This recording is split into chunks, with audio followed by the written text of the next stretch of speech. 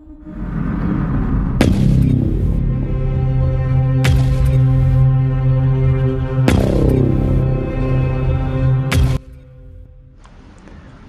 मुझे मुजस्समे के कदमों में उल्टा लटा कर वहीं अलती पालती मार कर बैठ गया। अपना हाथ उसने मेरे सर पर रख दिया और आंखें बंद करके कोई मंत्र पढ़ने में मशगूल हो गया। मैं खुली आंखों से उसे मंत्र पढ़ते देखती रही। कुछ देर बाद मुझे महसूस हुआ मेरा जिस्म जैसे हल्का हो रहा हो और हवा में तहलील हो रहा हो।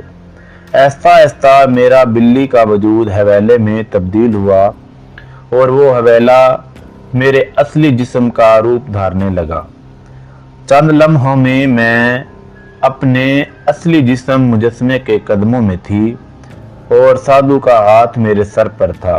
साधु मुस्तकिल मंत्र पढ़ रहा था।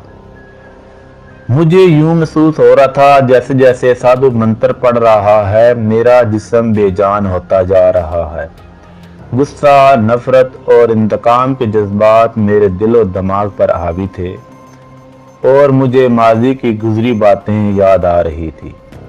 मैं कौन हूँ, कैसे इस साधु के चुंगल में फंसी और किस तरह लाचार होकर इस साधु की शैतानी और सैफली ख्वाहिशात के रहमो करम पर हूँ। साधु ने आंखें खोली और शैतानी खबासत से मुझे देखा। साधु ने इसके बाद हाथ बढ़ाकर पिंजरे का दरवाजा खोला और इस बिल्ले को बाहर निकाल लिया जो खौफनाक आवाजें निकाल रहा था और सख्त बेचैन था। मैं ये समझने से कासर थी कि साधु हर रोज काले बिल्ले कहाँ से लाता है। साधु ने अपने उल्टे हाथ से बिल्ले को गर्दन से पकड़ा और सीधे हाथ से पत्थर का छुरा थाम लिया। जे हो काली माता की अपने दास की बिल्ली स्वीकार कर। काली माँ ये कहकर साधु ने वो छुरा बिल्ले की गर्दन पर फेर दिया और उसका सर धड़ से अलग कर दिया। जब बिल्ले का सर धड़ से जुदा हुआ तो खून टपकता हुआ मेरे सीने पर गिरा और धड़ जोगी के हाथ में रह गया जिसकी कटी गर्दन से बुलबुल कर खून उबल रहा था और मेरे जिस्म को भगो रहा था। साधु ने छुरा रखा और चुल्लू भर खून काली देवी के मुजस्समे पर उछाल दिया। इसके बाद मेरे पास बैठकर इस बिल्ले के धड़ को थामा और कटी हुई गर्दन का सारे जिस्म पर मल दिया। साधु इस दौरान मुसलसल बुदबुदाता रहा, शायद किसी मंत्र का जाप कर रहा था। बस करो आर्याना, मैंने उसकी बात काट दी और गुस्से से कहा, मुझे बताओ मैं कैसे इस साधु को जहन्नम वासिल कर सकता हूँ।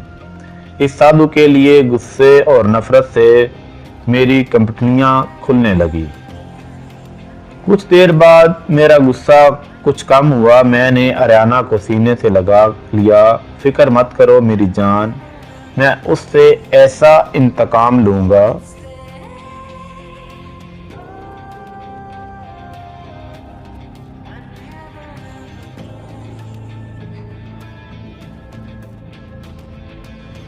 कि उसकी रूह तक याद रखेगी। मुझे बताओ तुम इन गारों से यहाँ कैसे पहुंचे? साधु के कब्जे में है तुम्हारा जिस्म, तो तुम कैसे हर रोज आती हो मेरे पास? और तुमने मुझे ही क्यों चुना इस काम के लिए? मैंने अपने ज़हन में उठने वाले सवाल आर्याना के सामने दोहरा दिए। इमरान, मैंने बताया था हमारी जाति इंसानों से अलग है। मेरे पास कुछ शक्तियां हैं जिनकी मदद से मैं तुम तक आती हूँ। वक्त आने पर इसकी तफसील बता दूंगी। आर्याना की आवाज गूंजने लगी।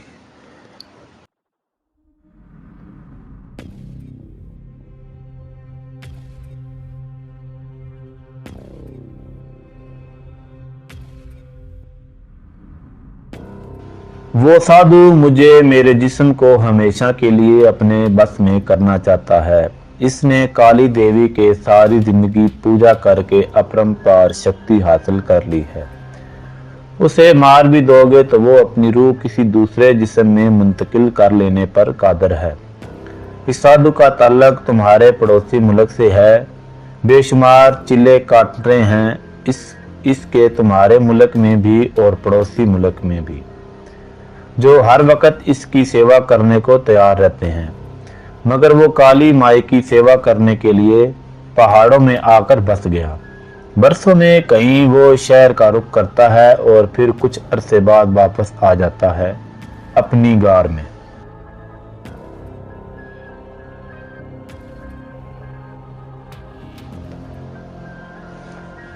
मेरे जिस्म को और मुझे अपने बस में करने और हमेशा के लिए अपनी गिरफ्त में रखने के लिए वो साधु 41 दिन का जाप कर रहा है, जिसमें से 19 दिन गुजर चुके हैं। जाप मुकम्मल हो जाएगा इसका तो मैं हमेशा के लिए इसकी गुलामी में चली जाऊंगी और अपने माजी को, रियासत को, घर बार को, दोस्तों को हमेशा के लिए भूल जाऊंगी।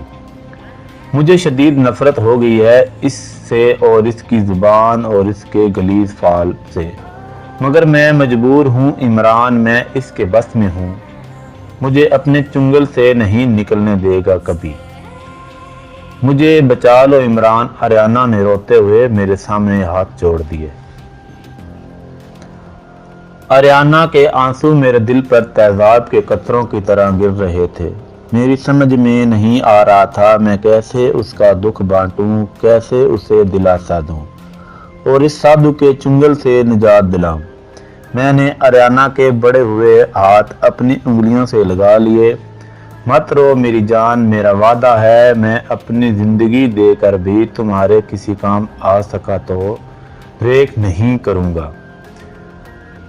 मैंने जज्बाती लहजे में आर्याना को मुखातब होकर कहा। आर्याना ने अपनी नाजुक मखरतुई उंगलियां मेरे होंठों पर रख दी।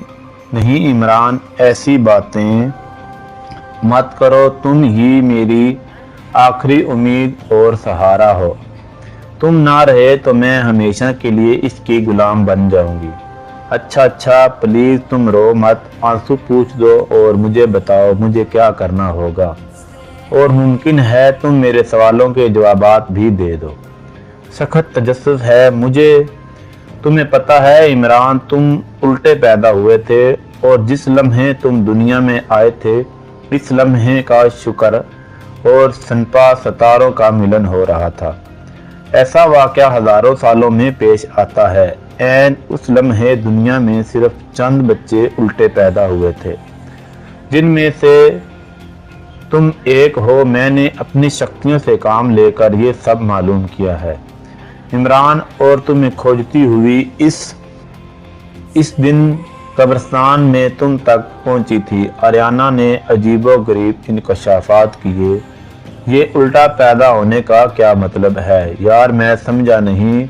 और ये का शक्कर और सफियनास के सितारे कौन से हैं? मैंने इनके नाम नहीं सुने कभी।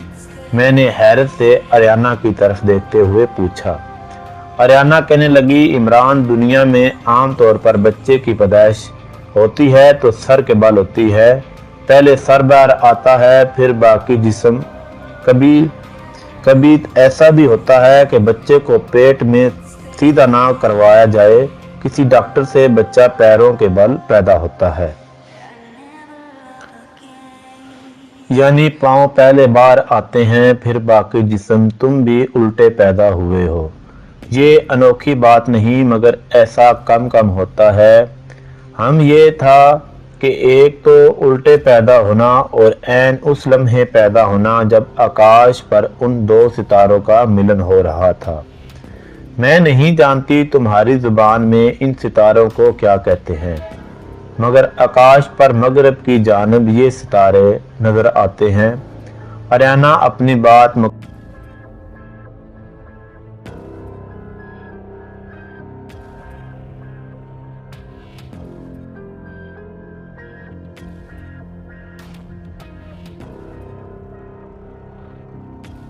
करके खामोश हो गई।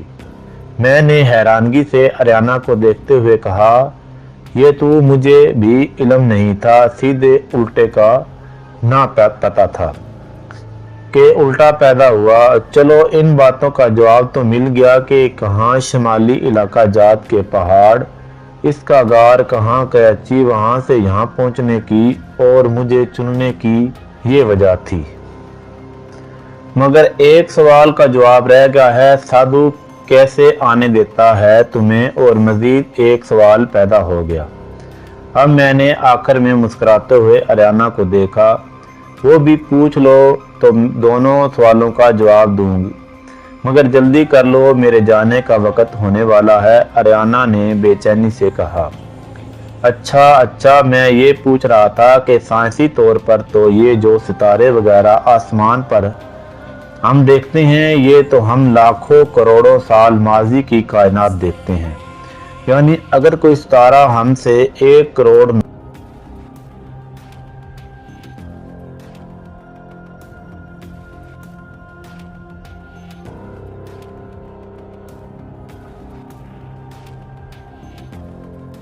نوری سال دور ہے تو اس کا مطلب ہے کہ اس کی روشنی وہاں سے 1 کروڑ سال قبل نکلی اور ہم 1 کروڑ سال پہلے اس کی حالت دیکھ رہے ہیں۔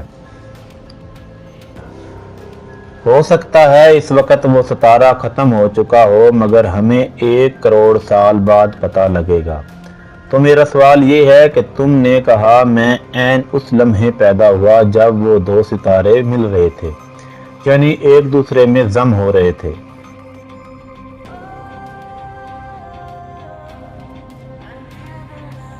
تو وہ ستارے ہم سے ہزاروں لاکھوں نوری سال دور ہیں، مل تو وہ ہزاروں لاکھوں سال پہلے گئے ہوں گے، مگر ان کی روشنی اب ہم تک پہنچی تو ہم آج اس کا مشاہدہ کرتے ہیں۔ پھر یہ عین اس لمحے کا کیا مطلب ہوا؟ میں نے اپنی ذہنی کنفیوژن دور کرنے کے لیے آریانہ سے سوال کیا۔ میں پہلے تمہارے دوسرے سوال کا جواب دیتی ہوں، آریانہ کہنے لگی۔